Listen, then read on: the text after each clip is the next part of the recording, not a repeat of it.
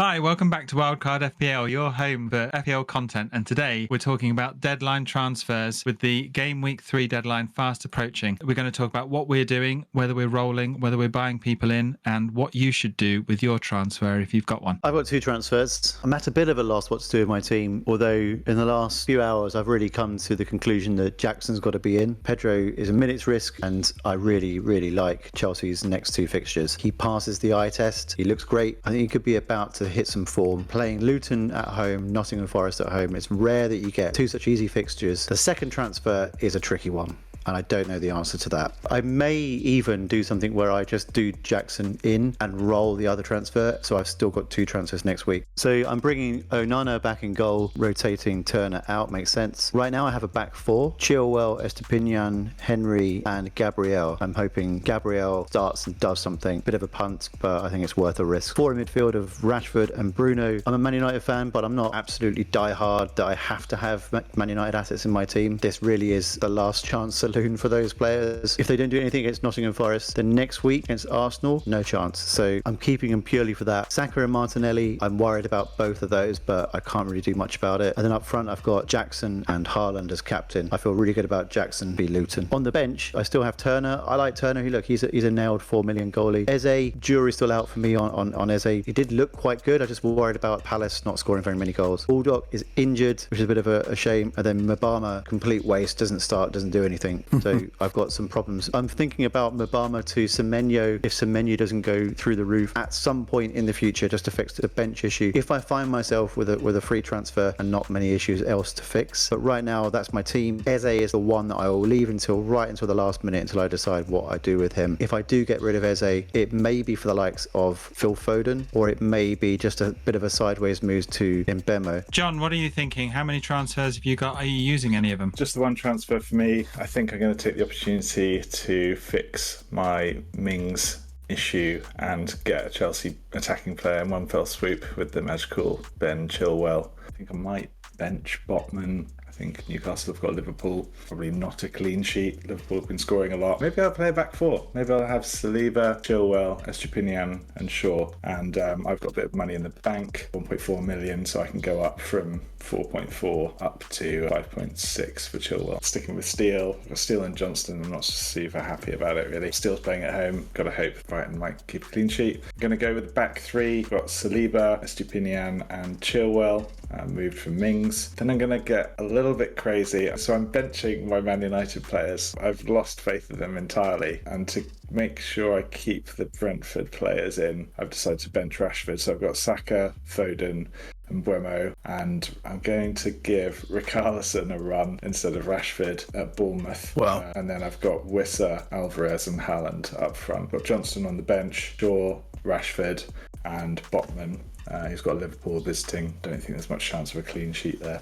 And that's me. I am making a transfer this week. I've only got the one. I'm actually doing Bruno Fernandes to Foden. I'm just too scared. I'm too scared to hold on to Bruno. Foden looked amazing last weekend, and he actually has the same expected points for the next 6 game weeks to Bruno. And just going on the eye test, unfortunately, I don't think Bruno is quite the man we're expecting him to be so far this season. While I take the point of holding Bruno rather than bringing in somebody like Mbeumo if you don't have him, or Matoma, I think with Foden, he's in a good run of form, he's in a good team, he's got easy fixtures, and he just makes me feel more comfortable about the weeks coming up. Bruno would be going for me anyway with Arsenal in the next round, and I know there's some calls for Rashford to go. There's a lot of managers who sold Rashford instead of Bruno already, but I just think Rashford is the better asset. I know he's more money, he's out of position right now, but historically I think he's the better player, so I'm going to maintain Rashford at least for the next couple of weeks and give him more of a chance. But Foden's my guy, and that's where I'm going this week. I've also got Steele playing this week against West Ham. Don't feel particularly comfortable about that. I don't see a point in my immediate future when I'm going to have the luxury of changing my keepers around, so Steele is going to have to do at the moment. I do like Turner. There's always going to be luck involved with your backup keeper. Turner was a good choice, I think, for his fixture. I still think he's fine as a 4 million keeper. Areola had an absolute astounding game the other day, but it's not always going to be like that. Steele's going to start my lineup. Defence, at the moment, I've got a back 3 of Chilwell, Estepinian and Akanji. I was really pleased to have brought Akanji Akanji in the other week. He had a good game this last weekend, and hopefully he's going to have another good game against Sheffield. I'm wondering whether to play a back four, but in my midfield, I have Martinelli, Rashford, Foden, who's my new transfer, Saka and Mitoma, and I've maintained Jackson and Haaland up front, with Haaland being captain. On the bench, I've got Turner, like we've spoken about, Saliba, Henry and Mbeumo. My choices this week really revolve around whether I play Saliba instead of one of the midfield. It looks like I might change Mitoma for Saliba. West Ham looked good against Chelsea. Fulham's a nice easy fixture for Arsenal. I'm undecided. I don't want to take Estepinian off for Saliba, but I don't know how else to get Saliba on the pitch. So I'm undecided on that, but at the moment I'm playing 3-5-2 and that's how it goes. But we will see what happens when Friday rolls around. Alf, how about you? What are you thinking? Yeah, I'm just probably going to roll. I do want Foden and Jackson, but obviously can't have both without taking a hit. I think it just makes sense to keep the United assets. Having said that, as things stand, I'm currently benching Rashford,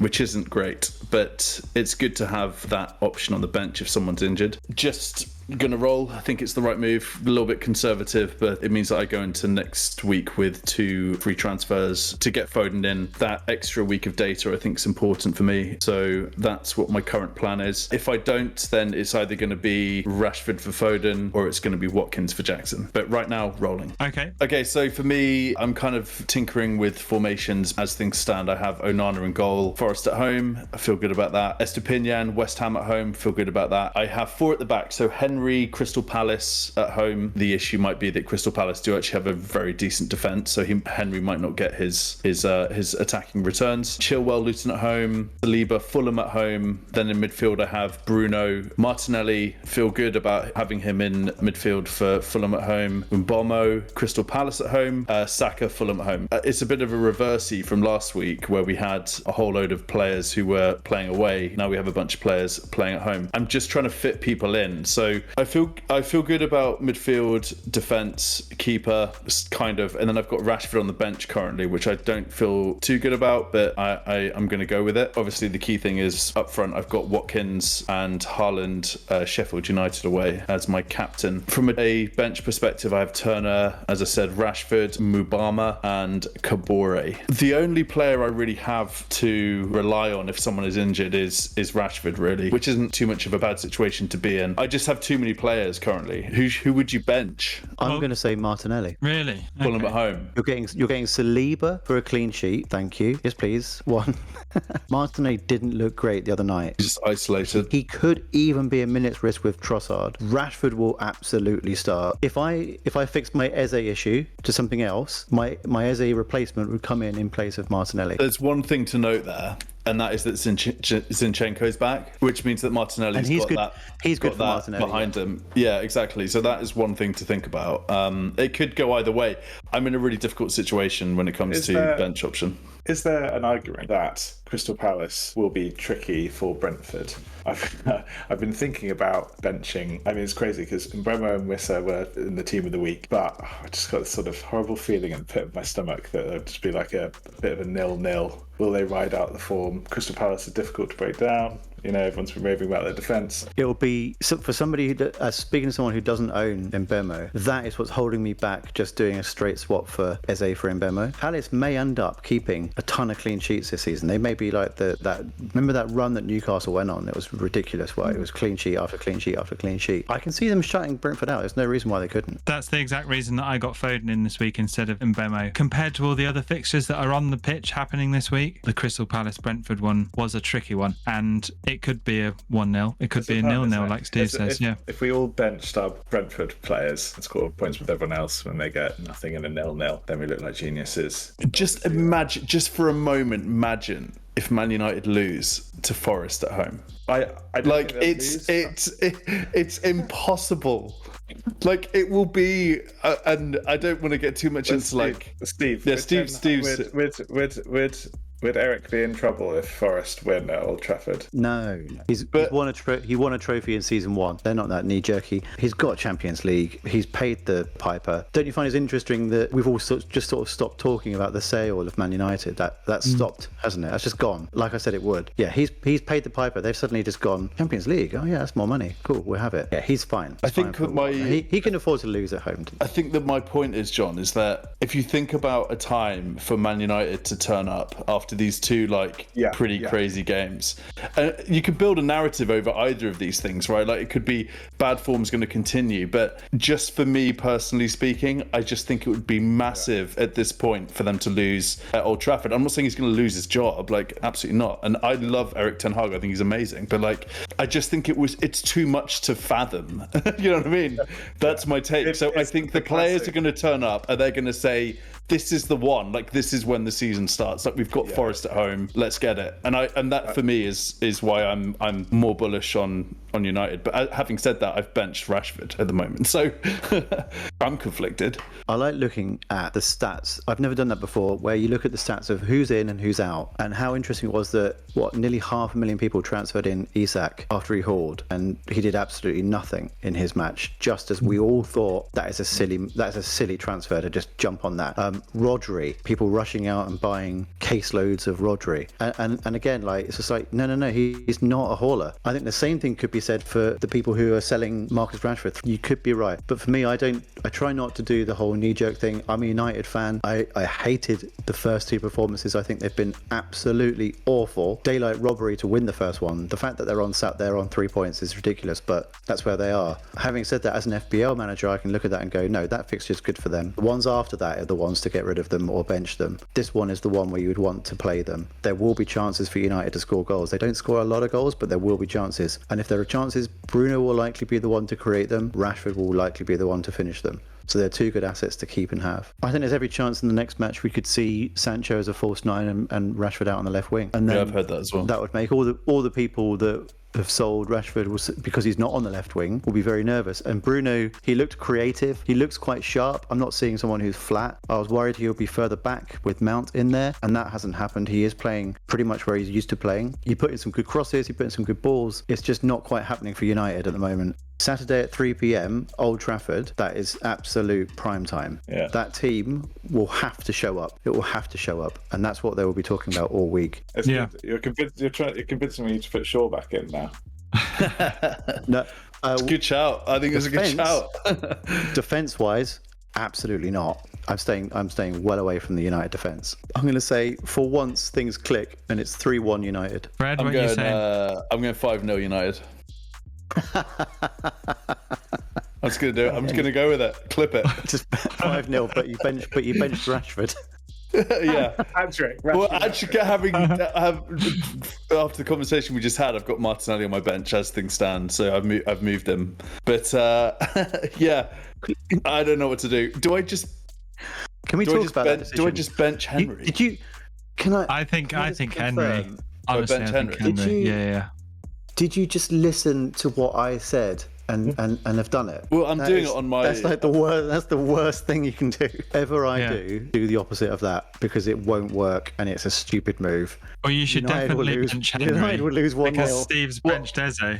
But I do think United are going to slap, so I should back myself as well, you know. So I've just changed it again, and this will happen for the next, how many hours. Henry is on the bench now. So Martinelli's on, Bruno's on, Rashford's on, Mbeumo's on, Saka's on. Okay. Henry on the bench. Got it. I think that's the right move. I can see Palace scoring against Brentford. Yeah, and they're a really good defence, so I think Henry being on the bench makes sense, yeah. Eze hat-trick. I don't, because I'm in the sunk cost fallacy right now. I'm stuck. So there are teams for the upcoming game week. We've brought in Chilwell, Foden and Jackson, and we've got one roller amongst us with Alf. I mean, if you're still holding Pedro, it's time to maybe bite the bullet on him and think of a Wissa or an Alvarez, or Jackson if you've got the money. Get into that Chelsea run of fixtures while you can. Managers who are taking Salah into this weekend, do you think that it's time for them to cash in? Is Salah not the same man that we think he is? What do we think? Is he not the same man we're used to? Yeah, I'd say 100% on that. I think he has peaked, both as like I mean, he's an amazing Premier League legend, right? Like he's a great player, but I think in terms of fantasy prem, he is just not getting the points, and he's very expensive. So he got the pen, fluffed it, 5 points altogether for the last game week, and he got a pen. Like that for me is just not good enough. So that's resonating across the community. Salah is a sell at the moment. Like usual, plenty to think about leading up to the deadline, but we've made our decisions and we want to hear what you've made. If you're stuck on your transfers this week, you can leave us a comment in the comments down below, or hit us up on Twitter. Our handles should be in the links in the description box or floating around on the screen somewhere, so you can find us on Twitter. We'll give you some tips if you trust us to do that for you. But in the meantime, join our mini league. You can see if you can catch John up. He's running away with the whole thing. Good job, our teams are converging on what John's chosen, so we're either all going to make points this week, or we're all going down in smoke. If you enjoyed anything in this video, give us a subscribe so you're here for the next one, and we'll see you next time. Cheers.